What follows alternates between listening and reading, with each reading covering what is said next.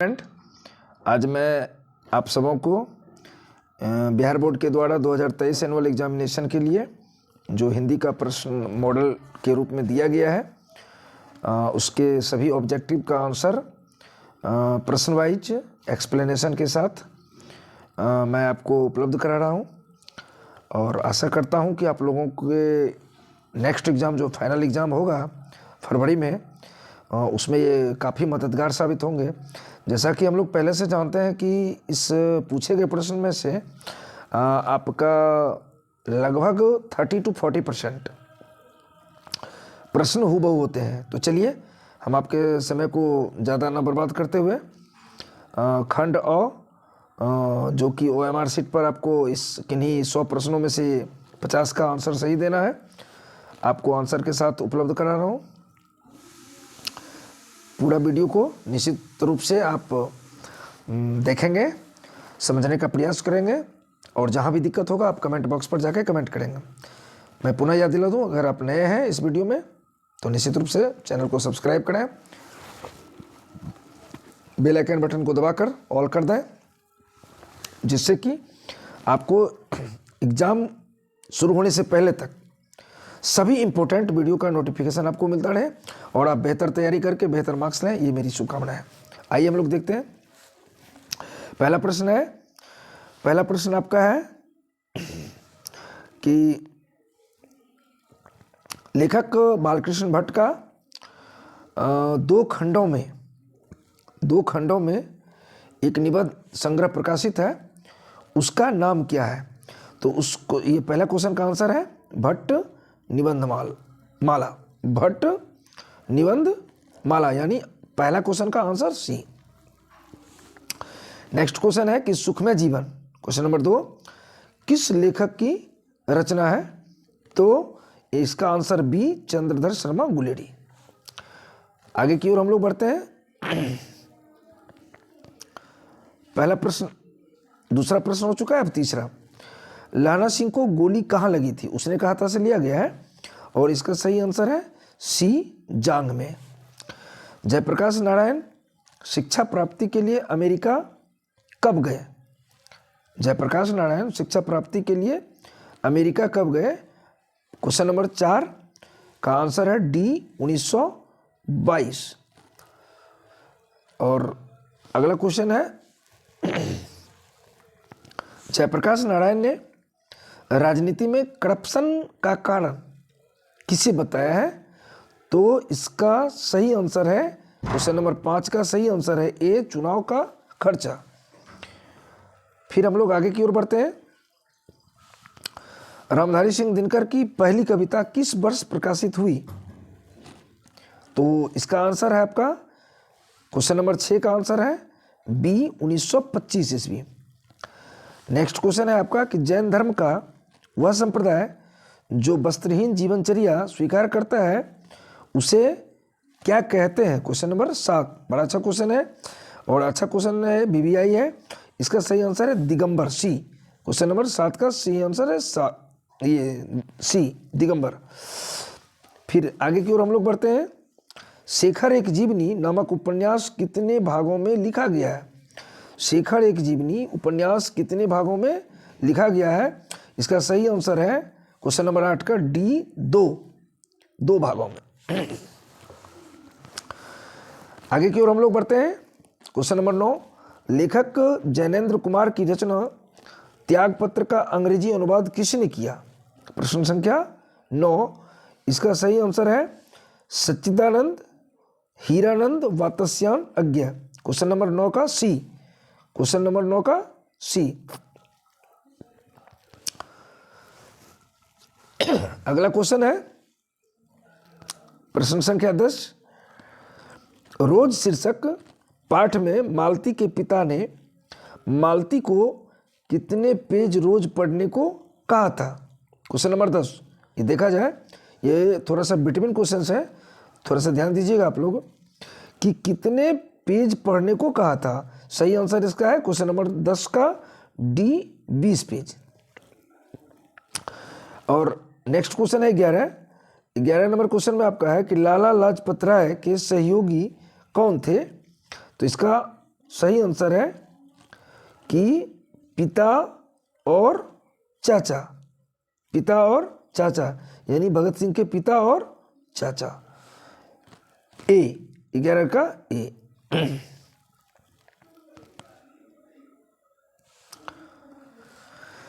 अगला क्वेश्चन है कि साम्यवाद के जन्मदाता कौन थे? साम्यवाद के जन्मदाता कौन थे?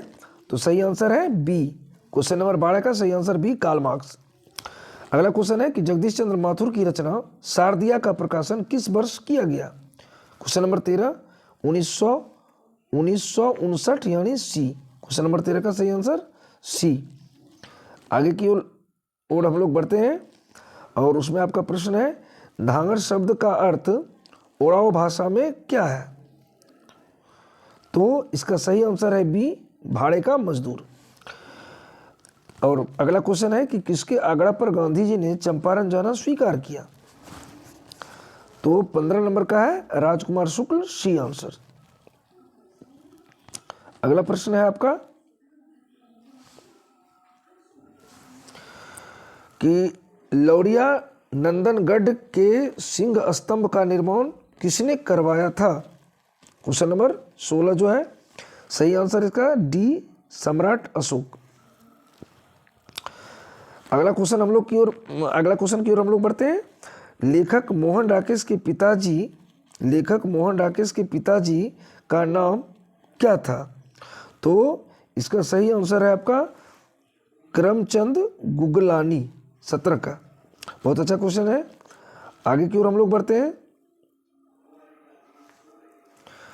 लेखक मोहन राकेश किस युग के प्रमुख कथाकार एवं नाटककार थे?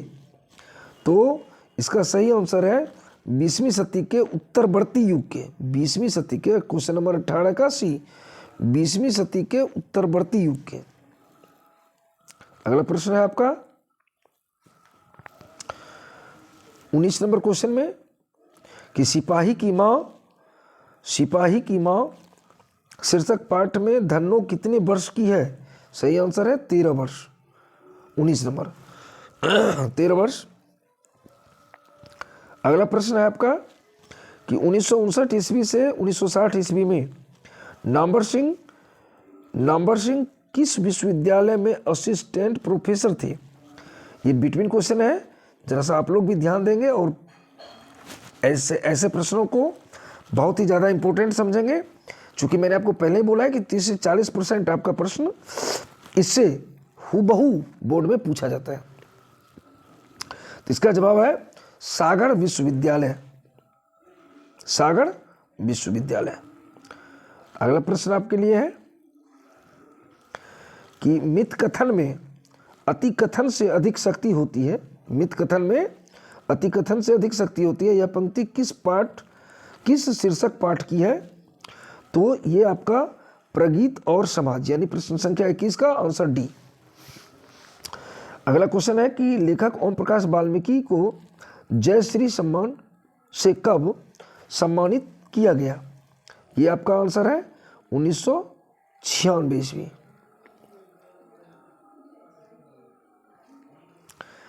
नेक्स्ट क्वेश्चन है 23 क्वेश्चन आपका है हंसते हुए मेरा अकेलापन शीर्षक पाठ के अनुसार सुरक्षा कहाँ है? सुरक्षा कहाँ है? 23 नंबर क्वेश्चन। तो इसका सही आंसर है सूरज की रोशनी, सी। 23 का सी, सूरज की रोशनी। क्वेश्चन नंबर 24 में है कि क्वेश्चन नंबर 24, अनेक धारावाहिकों और टीवी फिल्मों के स्क्रिप्ट निम्न में से किसने लिखा है? तो इसका सही आंसर है उदय प्रकाश, डी, 24 का डी। आगे की ओर हम लोग बढ़ते हैं। तिरिच शीर्षक पाठ में SHO का वैवाहिक जीवन कितने साल का था? तो इसका सही आंसर है ए, 25 का सही आंसर है 13 साल का। आगे की ओर हम लोग बढ़ते हैं। निम्न में क्वेश्चन नंबर 26, निम्न में से कौन पारंपरिक शिक्षा प्रणाली से पारंपरिक शिक्षा प्रणाली से असंतुष्ट थे। तो इसका सही आंसर है जे कृष्णमूर्ति, बी 26 का बी। और फिर 27 में है आ दीर्घ ई दीर्घ उ क्या है 27 में। तो इसका सही आंसर है दीर्घ स्वर। जैसा कि आप जानते हैं कि ह्रस्व स्वर और दीर्घ स्वर ये दो होते हैं। ह्रस्व स्वर में कम समय का उच्चारण और दीर्घ स्वर में ज़्यादा होता है, उच्चारण का समय ज़्यादा लगता है। आगे की ओर हम लोग बढ़ते हैं।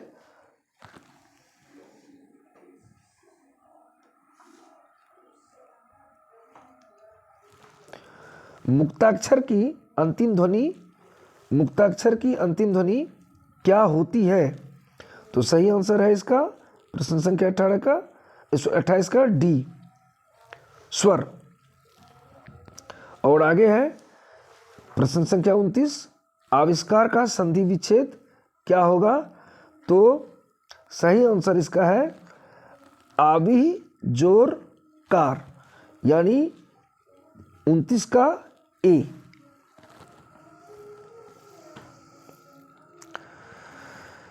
नेक्स्ट प्रश्न है, अनुस्वार की ध्वनि प्रकट करने के लिए लिपि चिन्ह के ऊपर क्या लगाया जाता है? प्रश्न संख्या 30। तो इसका सही आंसर है आपका बिंदु, बी बिंदु। नेक्स्ट क्वेश्चन है, व्याकरण का क्वेश्चन है आपका, ठ का उच्चारण स्थान क्या है? 31। इसका सही आंसर है सी मूर्धा। फिर आगे की ओर हम लोग बढ़ते हैं। क्वेश्चन है आपका कि निम्न में 32 नंबर, निम्न में से शुद्ध शब्द कौन है? तो इसका सही आंसर है डी संवाद।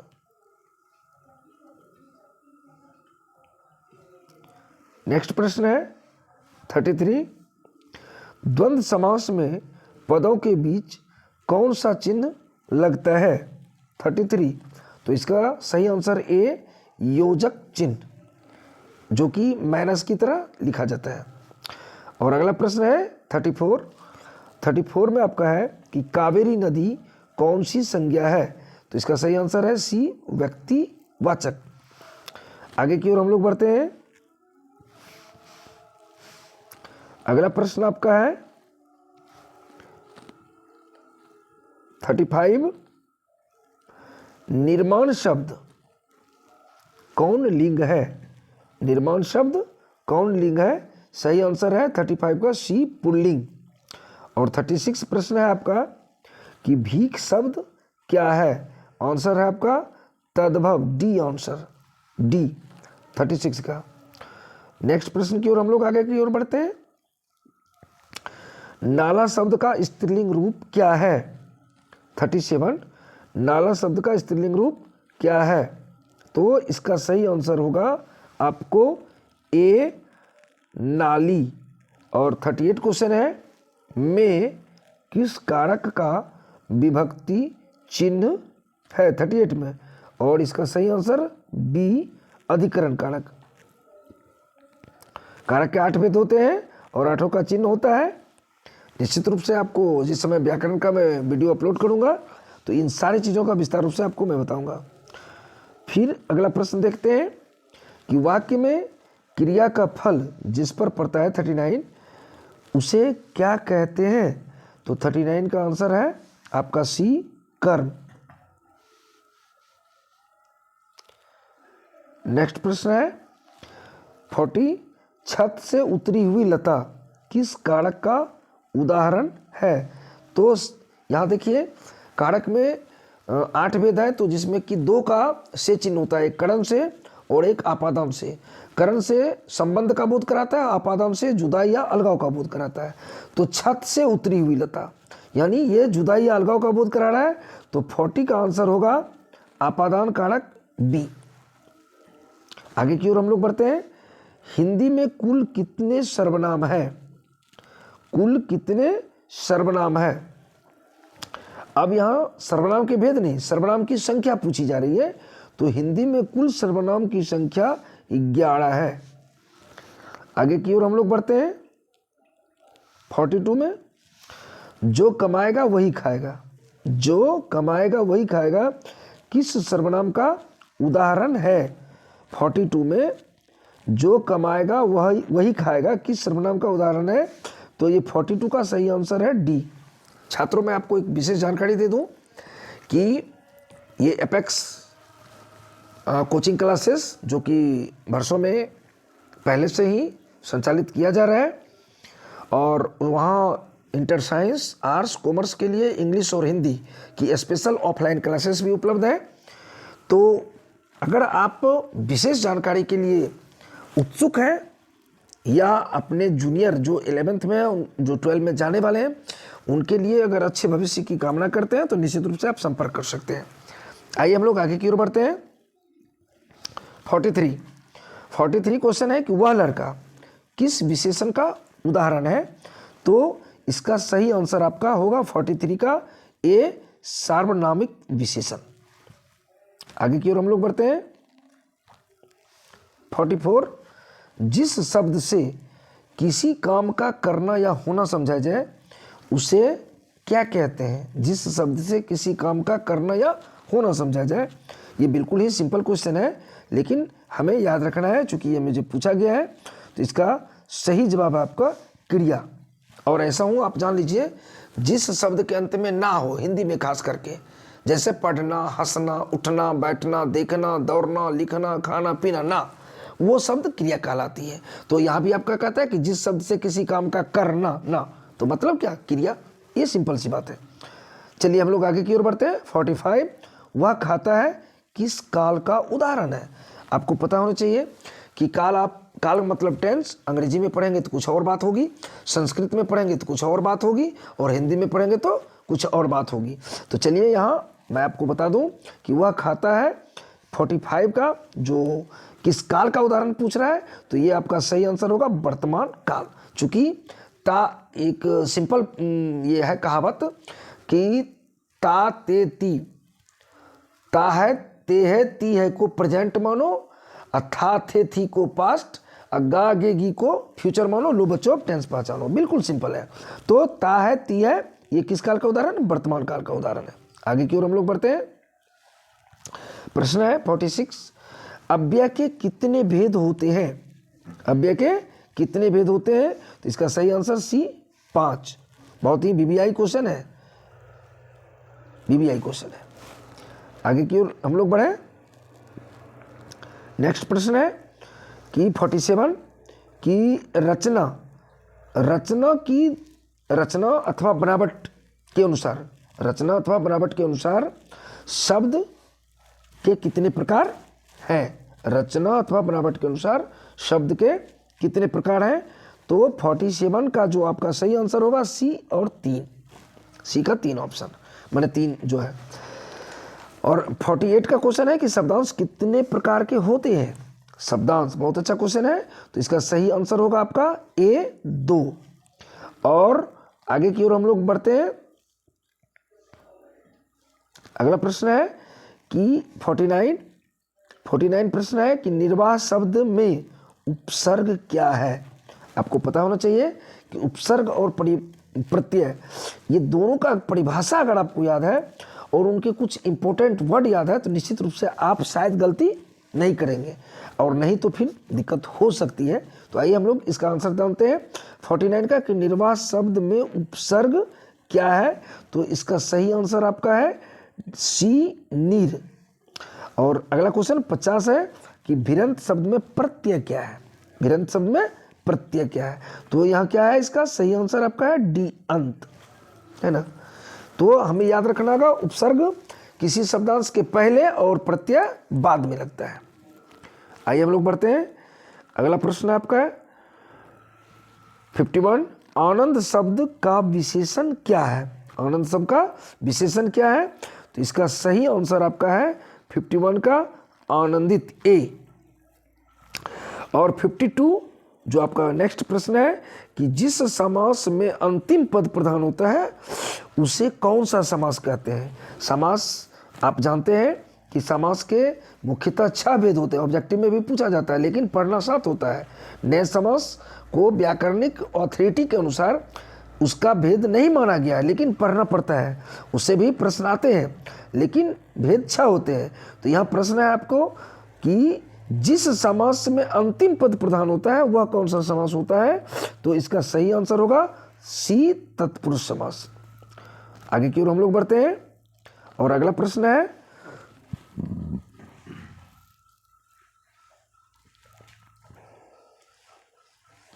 कि धर्माधर्म आपका जो समास है वह कौन सा समास है? धर्माधर्म 53, बहुत अच्छा क्वेश्चन है, ध्यान देने वाली बात है। धर्माधर्म जो है वो आपका कौन सा समास है? तो आपको मैं बता दूं, यह आपका द्वंद्व समास है। क्या है आपका? द्वंद्व समास है। अगला प्रश्न आपका यह है 54 में कि ध्यान में मग्न साधक यह किस पदबंध का उदाहरण है? मैंने आपको पहले ही बोला है कि ऑफलाइन की क्लासेस की सुविधा है। अब चूंकि यहाँ तो मैं प्रश्न का आंसर दे रहा हूँ, हर टॉपिक्स को डिटेल से पढ़ाना फिलहाल संभव नहीं है, लेकिन नेक्स्ट वीडियो में आपका व्याकरण का बिंदुवार चर्चा होगा। फिलहाल आप आंसर जाने। तो ये पदबंध जो उदाहरण पूछ रहा है कि ध्यान में मग्न जो है, इसका सही आंसर सी होगा, सर्वनाम पदबंध। अगला देखिए 55 क्वेश्चन, अर्थ की दृष्टि से वाक्य के कितने भेद होते हैं? तो अर्थ की दृष्टि से वाक्य के 8 भेद होते हैं। क्वेश्चन 55 का आंसर बी। अगला प्रश्न है 56 कि सूर्योदय होने पर कुहासा जाता रहा, यह किस वाक्य का उदाहरण है? तो ये मिश्र वाक्य का उदाहरण 56। आगे की ओर हम लोग बढ़ते हैं 57 में, निम्नलिखित में शुद्ध वाक्य कौन सा है? 57 बहुत ही अच्छा क्वेश्चन है। तो इसका सही आंसर है सी, साहित्य और जीवन का अभिन्न संबंध है। आगे की ओर अगला प्रश्न है कि 58 में आपका कि कुबेर शब्द का पर्यायवाची क्या होगा? तो सही आंसर डी, 58 का धनद। और 59 आत्मा शब्द का विलोम क्या है? 59 में तो विलोम इसका सही आंसर ए, परमात्मा। आगे की ओर हम लोग बढ़ते हैं 60 क्वेश्चन जो आपका है कि जिसके पानी में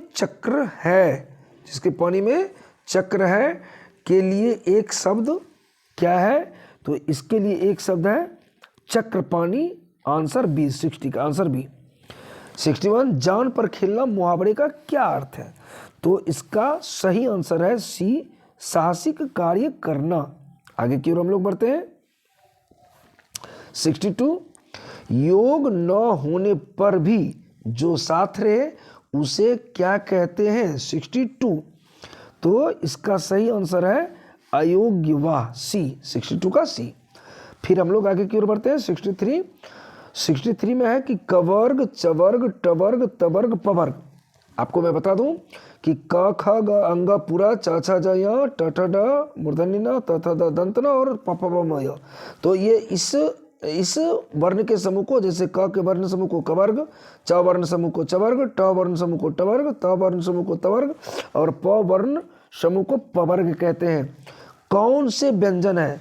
तो ये कुल 25 व्यंजन है और ये किस व्यंजन के अंतर्गत आते हैं? तो इसका सही आंसर होगा डी, स्पर्श व्यंजन। चलिए आगे की ओर हम लोग बढ़ते हैं 64 उच्चारण का संधि विच्छेद क्या है? 64 उच्चारण का संधि विच्छेद क्या है? तो इसका सही आंसर है ए, उत्जोर चारण। आगे की ओर माँ का उच्चारण स्थान क्या है? 65 तो इसका सही आंसर बी, ओष्ठ। आगे की ओर हम लोग बढ़ते हैं 66 निम्न में से शुद्ध शब्द कौन है? निम्न में से शुद्ध, ये स्पेलिंग की बात हो रही है 66 का, तो इसका सही शब्द है, शुद्ध शब्द जो इसमें है सी, अध्ययन, सी इसका सही आंसर है। आगे की ओर हम लोग बढ़ते हैं 67 प्रशांत महासागर कौन संज्ञा है? 67 में है कि प्रशांत महासागर कौन संज्ञा है? तो आपको बता दूं कि इसका सही आंसर डी व्यक्तिवाचक संज्ञा है। जैसा कि हम लोग पहले से जानते हैं कि नाम वाले शब्द को संज्ञा कहते हैं और उसी में किसी खास नाम हो तो वो व्यक्तिवाचक संज्ञा होता है। फिर 68 में क्वेश्चन आपका है कि लज्जा शब्द कौन लिंग है? 68, तो इसका सही आंसर ए स्त्रीलिंग। आगे की ओर हम लोग बढ़ते हैं। नेक्स्ट 69 क्वेश्चन है, इसका प्रश्न है 69 का, जीभ शब्द क्या है? जीभ शब्द क्या है? तो सही आंसर बी तद्भव। और अगला क्वेश्चन है कि उसने लड़कों को मिठाई दी, यह वाक्य किस कारक का उदाहरण है? क्वेश्चन नंबर 70, तो यह आपका संप्रदान कारक ए, 70 का ए। आगे की ओर हम लोग बढ़ते हैं। 71 उपनिवेश शब्द का विशेषण क्या है? तो इसका विशेषण है औपनिवेशिक, 71 का। और 72 नंबर क्वेश्चन है कि रस्सी का टुकड़ा शीर्षक पाठ में बटुआ लौटाने वाले को कितने इनाम की घोषणा की गई थी? तो ये प्रतिपूर्ति, मैंने पहले बोला था कि हिंदी में गद्य और पद्य के अलावे 3 अलग से लेसन है जो प्रतिपूर्ति का है और उससे प्रश्न पूछा जाता है। निश्चित रूप से आप किताब के माध्यम से इस कहानी को पढ़ने का प्रयास करेंगे, अगर नहीं तो आप ऑफलाइन आइए, मैं आपको पूरी कहानी इसे बहुत अच्छे से डिटेल से समझाऊंगा। तो 72 का जो क्वेश्चन है, रस्सी का टुकड़ा शीर्षक पाठ में बटुआ लौटाने वाले को कितने इनाम की घोषणा की गई? तो इसका 72 का सही आंसर है 20 फ्रैंक। ये वहाँ का माने फ्रैंक जो है उस देश का क्या है? मुद्रा है। आइए हम लोग आगे की ओर बढ़ते हैं। 73 में कि क्लर्क की मौत शीर्षक पाठ में क्लर्क का नाम क्या है? तो ये भी आपका प्रतिपूर्ति का ही है। क्लर्क की मौत शीर्षक पाठ में 73 का सही आंसर है आपका डी इवान। आगे की ओर हम लोग बढ़े। पेशगी, पेशगी 74 क्वेश्चन जो है, शीर्षक पाठ में छोटी बच्ची का नाम क्या था? 74, तो इसका सही आंसर है आपका ए फ्रैंकवा। और 75 नंबर जो क्वेश्चन है आपका, इसका है क्वेश्चन आपका कि मलिक मोहम्मद जायसी के गुरु कौन थे? तो इनका सही आंसर है सूफी संत मोहिदी, सी। आगे की ओर बढ़े। आगे की ओर में आपका है कि मलिक मोहम्मद जायसी कैसे कवि हैं? 76, तो इसका सही आंसर है ए प्रेम के पीर कवि हैं। फिर हम लोग आगे की ओर बढ़ते हैं। 77 सूरदास के दीक्षा गुरु कौन थे? तो इनका सही आंसर है वल्लभा, महाप्रभु वल्लभाचार्य, डी, 77 का डी। और अगला प्रश्न है आपका 78 कन्या का अर्थ क्या होता है? 78 में कन्या का अर्थ क्या होता है? तो इसका सही आंसर है गोद, ए, 78। और 79 का है कि सूरदास रचित पद मुख्यतः किस भाव के हैं? 79, तो इसका सही आंसर है वात्सल्य भाव, बी। और फिर हम लोग आगे की ओर बढ़ते हैं। प्रश्न है 80 कि पिता नंद की गोद में बैठकर बालक कृष्ण के भोजन करने का वर्णन सूर के किस पद में वर्णित है? तो यानी सूरदास के द्वारा जो लिखित है प्रथम पद और द्वितीय पद, तो उस दोनों पद में यह जो प्रश्न पूछा गया है, तो कृष्ण के इस माने गोद में बैठ कर के भोजन करने का जो वर्णन है वो किस में है? तो इसका सही आंसर है आपको द्वितीय पद, द्वितीय पद। 81 में हम लोग आगे बढ़ते हैं कि तुलसीदास का मुंह बोला नाम क्या था? तुलसीदास का मुंह बोला नाम था, सही आंसर है 81 का डी, राम बोला, राम बोला। आगे की ओर हम लोग बढ़े। 82 में है कि तुलसीदास के दीक्षा गुरु का नाम क्या था? तो 82 का सही आंसर होगा नरहरि दास। 83 83 में है कि राम लला नहछु किस कवि की रचना है? तो 83 की सही, ये प्रश्न का सही आंसर बी तुलसीदास। आगे की ओर हम लोग बढ़ते हैं। 84 में आपका प्रश्न है कि नाभादास रचित भक्तमाल के 316 छप्पियों में कितने भक्तों के चरित्र वर्णित हैं? नाभादास रचित भक्तमाल के 316 छप्पियों में कितने भक्तों के चरित्र वर्णित हैं? 84। तो इसका सही जवाब है 200 ए। 6 पंक्तियों के गैप पद को क्या कहते हैं? 95 प्रश्न में, सॉरी 85 प्रश्न संख्या का जो आंसर होता है, तो 6 पद में अगर कोई लिखा जाता है तो उसको छप्पा कहा जाता है, बी। आगे की ओर हम लोग बढ़ते हैं। कवि भूषण 86, कवि भूषण का जन्म किस वर्ष हुआ था? कवि भूषण का जन्म किस वर्ष हुआ था? तो 86 का आंसर है, सही आंसर ए 1613 ईस्वी। और 87 का जो प्रश्न है कि शिवराज भूषण में कितने अलंकारों का निरूपण है? 87। तो इसका सही जवाब है 87 का 105 बी, सही अलंकार। और 88 का प्रश्न है कि करवाल का अर्थ क्या होता है? तो इसका सही आंसर सी तलवार। आगे की ओर हम लोग बढ़े। जयशंकर प्रसाद रचित एक घूंट नामक नाटक का रचना काल क्या है? तो इसका सही आंसर है 89 का 1928 ईस्वी, डी 89 का। और 90 नंबर क्वेश्चन जो है आपका कि कामायनी महाकाव्य की नायिका का नाम क्या है? तो इसका सही आंसर ए श्रद्धा। आगे की ओर हम लोग बढ़े।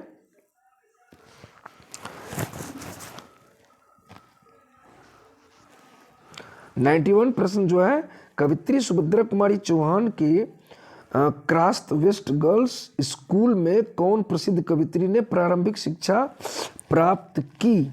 बहुत ही वीवीआई क्वेश्चन है और यह प्रश्न कई बार पूछा जा चुका है और इस बार भी संभावना है। 91, तो इस 91 प्रश्न का सही आंसर है बी महादेवी वर्मा। और फिर अब हम लोग आगे की ओर बढ़े। 92 में है कि फिर भी कोई कुछ न कर सका, छिन ही गया खिलौना मेरा, मैं असहाय विवश बैठी ही रही उठ गया छौना मेरा। यह पंक्ति किस कविता का है? तो आप जान लीजिए, ये पुत्र वियोग का है और इनके कवित्री सुभद्रा कुमारी चौहान है और ये बहुत ही मोस्ट इम्पोर्टेंट प्रश्न है। आगे की ओर हम लोग बढ़े। अगला प्रश्न है 93 कि नया खून नामक पत्र का संपादन गजानंद माधव मुक्तिबोध ने कहाँ से किया? 93, तो इसका सही आंसर सी नागपुर। और अगला प्रश्न है कि निम्न में से किस कवि ने प्रायः लंबी कविताएं ही लिखी है? वो 94 जो प्रश्न है, इसका सही आंसर है कि गजानन माधव मुक्तिबोध। अब 95 प्रश्न की बात करें। आत्महत्या के विरुद्ध शीर्षक कविता किसकी रचना है? शीर्षक कविता किसकी रचना है? 95, तो ये हमारे डी रघुवीर शाह है। और अगला प्रश्न है 96 में कि अधिनायक शीर्षक कविता में पूर्व पश्चिम से कौन आता है? तो इसका सही आंसर है 96 का नंगे बूचे नरकंकाल। ये आम गरीब जनता के लिए व्यंग्य किया गया है। अब हमारा प्रश्न है 97 कि विनोद कुमार शुक्ल की रचना, 97 विनोद कुमार शुक्ल की रचना सब कुछ होना बचा रहेगा साहित्य की कौन विधा है? 97 बहुत ही अच्छा प्रश्न है। तो 97 का सही आंसर है बी कविता संग्रह। आगे की ओर बढ़ते हैं। निम्न में से किस कवि को 1992 ईस्वी में रघुवीर शाह स्मृति पुरस्कार प्राप्त हुआ? 98 का प्रश्न है विनोद कुमार शुक्ल सी। आगे की ओर हम लोग बढ़ते हैं कि 99 कवि ज्ञानेंद्र पति द्वारा रचित एक चक्रानगरी क्या है? 99 का सही आंसर है काव्य नाटक डी। आगे की ओर हम लोग बढ़ते हैं। प्रश्न संख्या 100 और इस मॉडल सेट का ये लास्ट प्रश्न है। तो गांव का घर शीर्षक कविता में टिकुली साटने के लिए किस पेड़ की छुड़ाई गई गोंद का गेह है? तो इसका सही जवाब है आपका सहजन के पेड़ से। छात्रों, अब आपका हम समय ज़्यादा ना लेंगे, सिर्फ आपको इतना हम हिंट करते हैं कि खंड ब में जो निबंध है, इस निबंध की आप तैयारी करेंगे और ये सभी इम्पोर्टेंट हैं।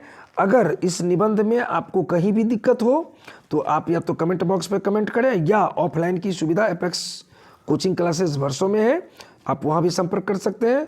100% व्याख्या के लिए मैं पहले ही सजेशन दे चुका हूँ। फिर आवेदन पत्र और पत्र ये सारा चीज़ वर्क हो चुका है ऑफलाइन में। ये 2 अंकीय जो प्रश्न है, ये 2 अंकीय प्रश्न का लगभग सजेशन मिल चुका है और मैं जैसा आशा करता हूँ कि मेरे द्वारा दिए गए सजेशन से कोई 5 प्रश्न आपको श्योर मिल जाएगा इसमें, जिसका आंसर आप लिख सकते हैं। अगर प्रॉब्लम हो तो कमेंट करें और अगर आप नए हैं तो चैनल को सब्सक्राइब करें, ज़्यादा से ज़्यादा शेयर करें ताकि आपके ही साथी लोगों का, भाई बहन का ज़्यादा से ज़्यादा मार्क्स आए हिंदी के एनुअल एग्जामिनेशन में। और 5 अंकीय जो प्रश्न है, इसमें भी जो आपको यहाँ दिया गया प्रश्न है संभावित प्रश्न, इसमें मेरे द्वारा ये क्या कहते हैं सजेशन के तौर पे दिया जा चुका है। और ये जो लास्ट प्रश्न है संक्षेपण, इसका वीडियो मैं स्पेशल आपको नेक्स्ट मैंने वीडियो में बाय डिटेल पूरा ढंग से दूंगा। और मैं आशा नहीं पूरा उम्मीद के साथ कह सकता हूं कि आपको यह वीडियो जरूर पसंद आएगा और आप इसकी तैयारी करें इस शुभकामना के साथ कि आपको बेहतर मार्क्स एनुअल एग्जामिनेशन में मिले। Thank you, best of luck.